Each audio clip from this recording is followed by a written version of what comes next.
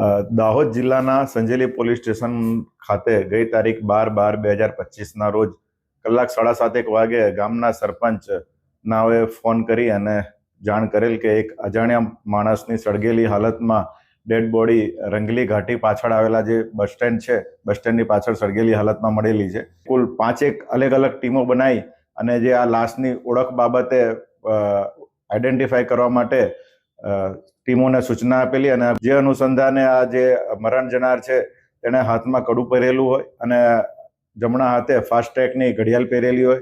તે અનુસંધાને human source અને ટેકનિકલ સોર્સનો ઉપયોગ કરી આ જે મરણ જનાર છે એની ઓળખ રોયલ કીર્તનસિંહ લબાના, મૂળ રહેવાસી કારઠ અને હાલ રહેવાસી ગોદી રોડ દાહોદનું હોવાનું પ્રસ્થાપિત થયેલું. તેમના પરિવારજનોની કડકાઈથી પૂછપરછ કરતા આ કામે જે આરોપી છે નો ભાઈ અક્ષય કીર્તનસિંહ લબાના પૂછપરછમાં તૂટી ગયેલો અને તેણે આ ગુનો પોતે આચરેલો હોવાની કબૂલાત કરેલી હતી.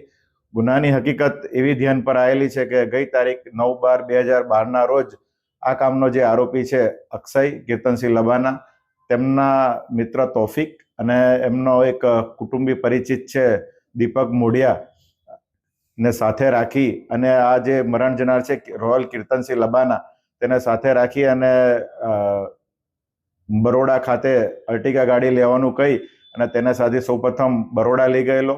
બરોડાથી ત્યારબાદ પાછા લીમખેડા ભથવારા થઈ અને લીમડી આવેલા અને લીમડીથી કરંબા રોડ પાસે જઈ આ જે રોયલ કીર્તનસિંહ લબાનાનું ગળું દબાઈ અને એની હત્યા કરવામાં આવેલી. ત્યારબાદ આ જે ડેડ બોડી છે, ડેડ બોડીને ગાડીમાં જ રહેવા દેવામાં આવેલી અને એમની ગાડી છે ઘરની દૂર પાર્ક કરીને મૂકી દેવામાં આવેલી. 10મી તારીખે એમની એમ બોડી રહેવા દેવામાં આવેલી.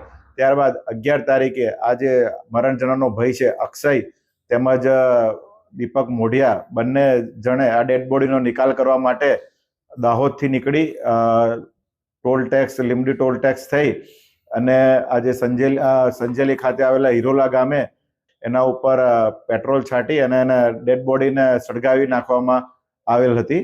જે અનુસંધાને કુલ હાલમાં 2 આરોપીઓને અટક કરવામાં આવેલા છે.